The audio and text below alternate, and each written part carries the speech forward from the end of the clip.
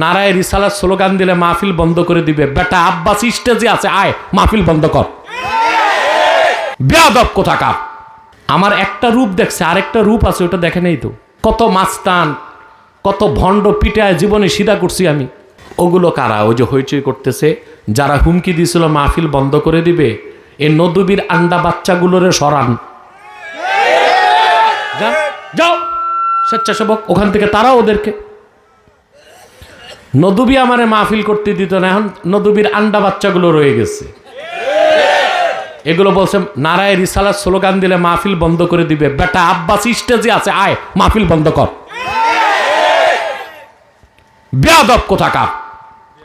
নারায়ে রিসালাত সাধারণ কোন মানুষের স্লোগান না, আল্লাহর হাবিবের রিসালাতের স্লোগান। এই স্লোগান হলে এটা ভণ্ডরা দিয়ে কে বলছে? ভান্ডারীরা তো জিকিরও করে, তো জিকির বাদ দিয়ে দাও। ভান্ডারীরা তো নামাজও পড়ে, নামাজ বাদ দিয়ে দাও। আমাদের ভালো কাজ যদি ওরা করে, সেজন্য কি আমরা ছেড়ে দিব নাকি?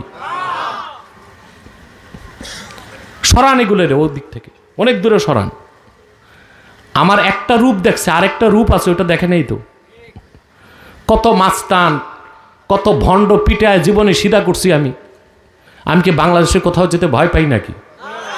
আমি কখনো দেখি না আমার প্রতিপক্ষ হাতি নাকি মাসি। কারণ আমি এটাই জানি, আমার তারিখ, নির্ধারিত তারিখে আমার মৃত্যু আসবে। আর কখনো আমার মৃত্যু হয়তো বা হসপিটালে হবে না, হয় রাজপথে হবে, নয় স্টেজে হবে।